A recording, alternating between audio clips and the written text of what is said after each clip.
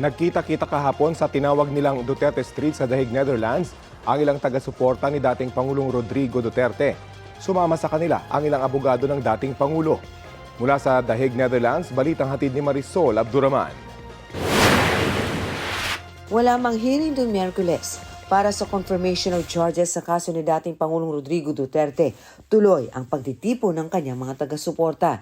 Hindi sa International Criminal Court, kundi sa tinawag nilang Duterte Street. Nagkiisa sa pagtitipo ng ilan sa mga abogado ng dating Pangulo na sina dating Executive Secretary Salvador Meljaldea, dating Chief Presidential Legal Counsel Attorney Salvador Panelo at dating LTFRB Chairman Martin Delgado III. Tingin nila, politika lang ang nangyayaring hearing sa ICC. I see it as a political something, political matter. Walang parang baliwala ebidensya dito eh. Walang chatrix eh. Puro storya lahat na hindi natin alam anong oras, sino, kailan. No?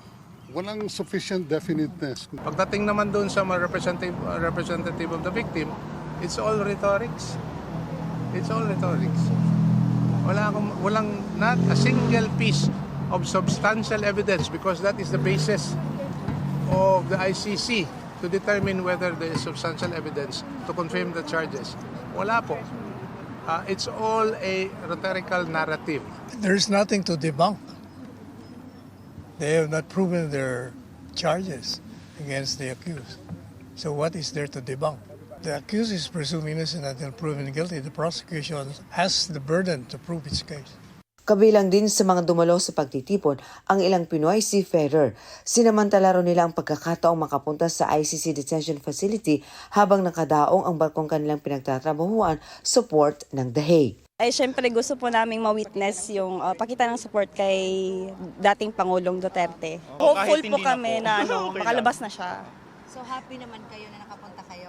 Ay, opo. Worth it yung ano namin. Yung tinakbo namin. Tinakbo namin. Inaasahan ng mga taga-suporta ng dating Pangulo na masasagot lahat ng defense team ang mga aligasyon ng prosecution.